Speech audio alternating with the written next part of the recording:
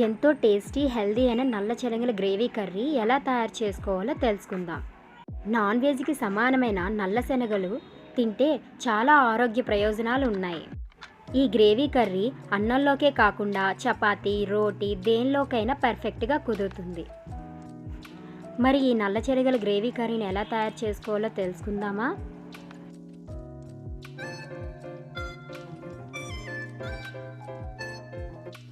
ముందుగా నల్ల శనగలను తీసుకొని వాటిని రాత్రంతా నానబెట్టుకొని ఉంచుకోవాలి. నానబెట్టిన నల్ల శనగలను కుక్కర్లో వేసుకొని 3 విజిల్లు వచ్చేంత వరకు కుక్ చేసుకోవాలి.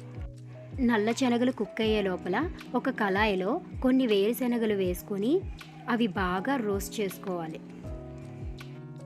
ఇప్పుడు మనం బాగా ఫ్రై చేసుకున్న పల్లీలను ఒక ప్లేట్లో తీసుకొని అవి చల్లారిన తర్వాత మిక్సీ చేసుకొని పక్కన పెట్టుకోవాలి. ఇప్పుడు ముక్కలుగా కట్ చేసుకున్న టమాటీలను, అల్లం, వెల్లుల్లి ఈ మూడింటిని కలిపి మెత్తని పేస్ట్గా తయారు చేసుకోవాలి. ఇప్పుడు ముందుగా ఒక కళాయిలో 2 స్పూన్స్ ఆయిల్ యాడ్ చేసుకొని 1/2 స్పూన్ ఆవాలు, 1/2 స్పూన్ జీలకర్ర వేసుకోవాలి. ముందుగా చిన్న చిన్న ముక్కలుగా కట్ చేసుకున్న ఉల్లిపాయలను వేసుకొని అందులోనే 2 పచ్చిమిరపకాయలను కట్ చేసి వేసుకోవాలి.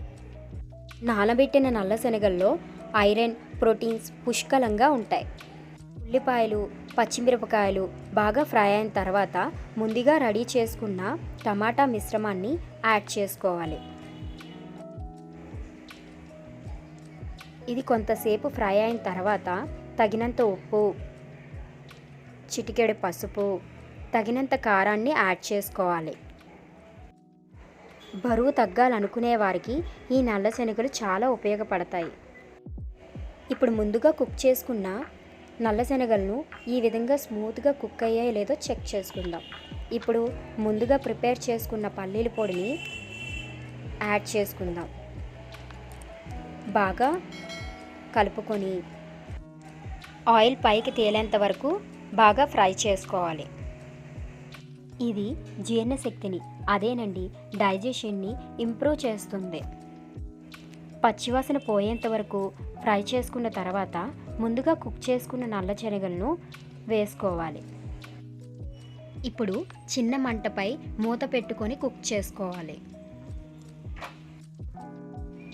కొంతసేపు కుక్ అయిన తర్వాత గరం మసాలా పౌడర్ని యాడ్ చేసుకోవాలి. నానబెట్టిన నల్ల శనగలు గుండె ఆరోగ్యాన్ని పెంచుతుంది, మధుమేహాన్ని నియంత్రిస్తుంది.